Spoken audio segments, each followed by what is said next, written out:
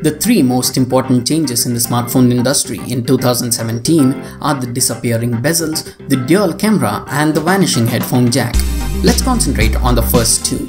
I have made a video on the bezel-less LG Q6 earlier. The card will pop up right now if you want to watch it. But that phone doesn't do anything else other than being bezel-less. And so we have this phone, the Tenor G, which has a dual camera which is very capable and everything else better than other competitors for the price of 13,000. There are two models and I have the 4GB and 64GB combination here. Design and build quality are always the first preference, and this phone from a new manufacturer did a great job with that metal body. Yes, the design looks familiar, but that silver antenna lines gives an elegant look. By the way, the black one looks even better. Please prefer buying the black variant over this grey color. I like the fact that they added the silver color around the camera modules and the fingerprint sensor, giving it a cleaner vibe. The curved edges of the metal body makes this phone sit in your palm. Also makes it a little bit slippery at the same time, but you'll get used to it pretty quickly. And then the weight is evenly distributed all over the phone, which makes it feel a little bit lighter than it actually is. The top and the bottom cups are plastic for better signal strength, if you were wondering, and there is also an hybrid card slot, which I'm not a fan at all because I use two SIM cards and a memory card, but the 64GB internal storage and the Google Photos saves me. Both the slots support 4G, and if you tend to use microSD card, it is expandable up to 128GB. But then I love and hate the buttons. I love them because they are good quality and they give a satisfying tactile click and they are sturdy. I hate them because the power button is placed above the volume rockers, which cannot be reached, and I accidentally clicked the volume down button trying to power it off all the time, but I eventually got used to it though. The fingerprint sensor is situated in a perfect place, which is accurate, fast and reliable. But in this case, I would have liked to see the fingerprint sensor on the bottom chin of this phone, which is just blank and leaves us with big bezels, and especially coming from bezel-less display, it's overwhelming to me. But that's the only problem I have with the design choice. As we already started speaking about the front, let's talk about a few things, and the first important one being the display. It has a 5.5-inch Full HD display and the glass has a 2.5D curve to it, which feels good while drawing something from the corner of the screen. And the Gorilla Glass 3 protection is really good because they at least mentioned it. Not like Xiaomi, because they never mention what glass they use. The touch sensitivity is really good, the best I've used so far, and the 1080p display is great. It's a bit on the warmer side and a little bit dull, and I would prefer a cooler accent, but then the screen gets really bright, so it's decently viewable outdoors. But even though turning down the brightness all the way down, the brightness seems to be like it's around 15%. That's not a big deal, but something to know. Overall, the media consuming experience with the screen is going to be great, and you can watch films with your friends together without any problem because its viewing angles are pretty good too.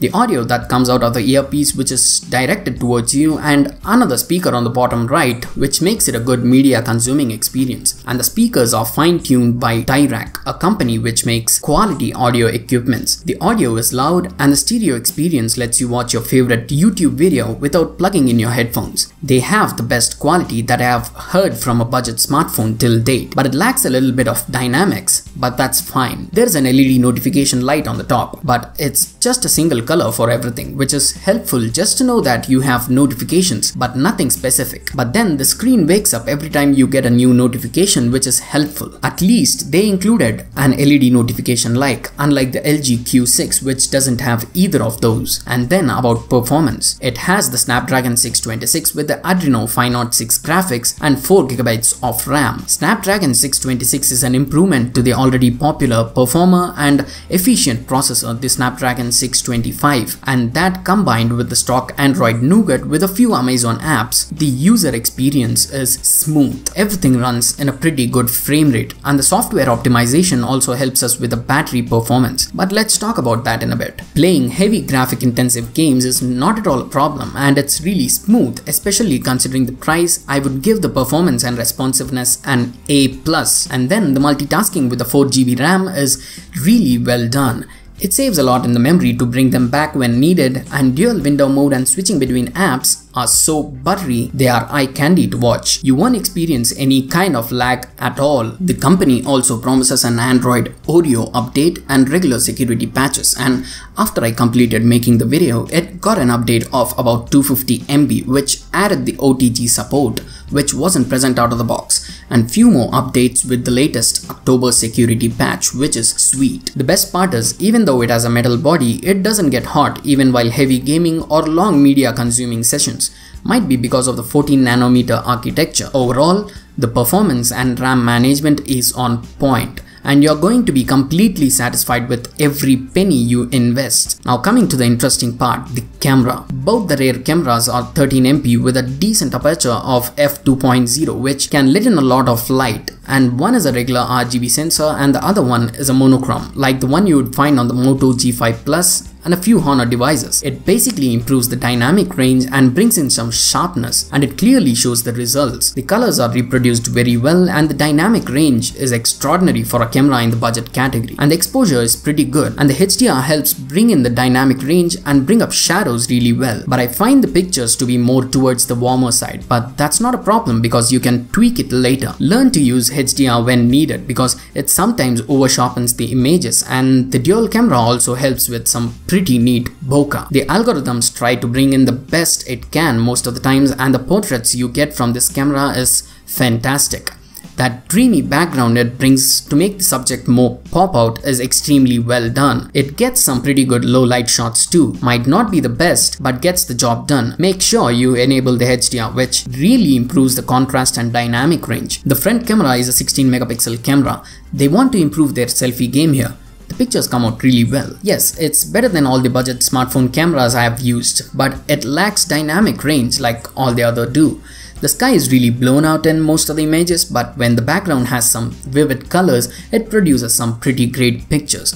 The sharpness is quite on point, and the flash in front helps with improving the low light selfies. The video with the rear camera is decent, and it seems like the EIS seems to do a pretty good job, but there is a jarring effect that shows up sometimes while panning which doesn't look good, and the dynamic range is also decent and it shifts exposure accordingly. The sharpness and color reproduction are really worth it. It focuses fast and it can shoot in both 30 and 60 frames per second in 1080p, and that's impressive for the budget. But the EIS does not work in 60 frames per second. A software update can potentially improve the video capabilities for sure. Yes, this dual camera setup might not be the best implementation because I would like a wide angle or telephoto lens, but this camera is highly capable and I shouldn't talk much for the price. Overall, a great contender in the camera department. And finally, the 4000 mAh battery.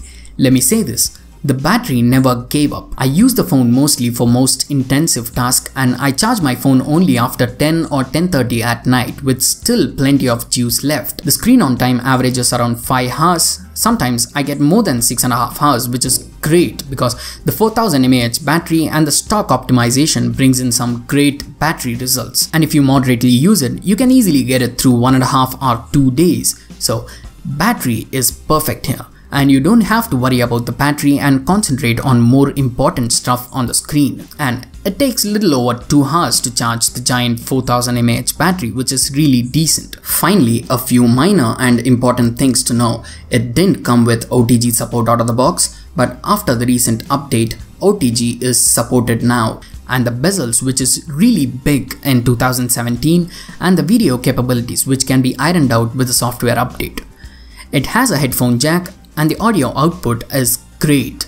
The call quality is good and the volume can be really boosted to max, which is good in a noisy environment.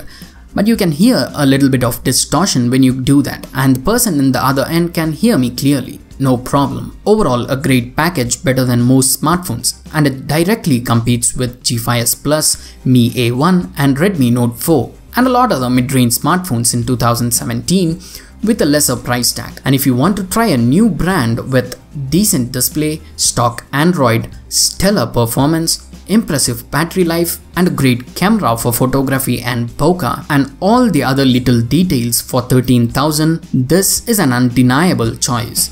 And that's it for now. Thanks for watching and have a nice day.